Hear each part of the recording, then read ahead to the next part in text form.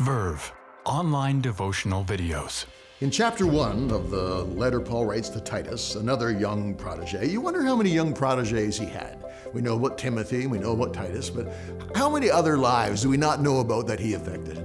How many lives are you and I effecting that we don't know about? And how many lives have we been infecting that we don't know about it when we're doing it wrong? But Paul is writing to Titus, and Paul gives to Titus, this man that he's left in Crete, a young man to handle a place that's messed up. Well, who would put a young man in charge? Well, Paul did, because he had poured into Titus's life, and he knew who Titus was. He knew his character, he knew his heart, and he knew the Spirit of God upon him. So it's not the age of the person that matters, but it's the heart of the person that matters. Paul says, Titus is the man for this position.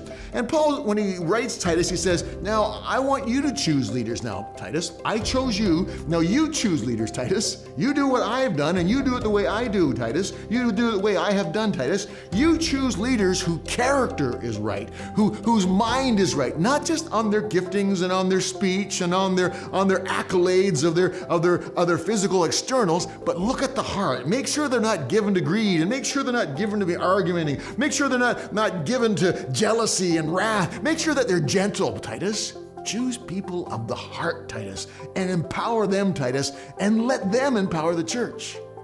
It's the famous verse that Samuel was told years ago by God. God does not look at the outside, but he looks at the inside. Man looks at the appearance, but God looks at the heart. And here Paul is saying to Titus, look at the heart, Titus. Look at the heart. I saw your heart. Now you empower people of the same character.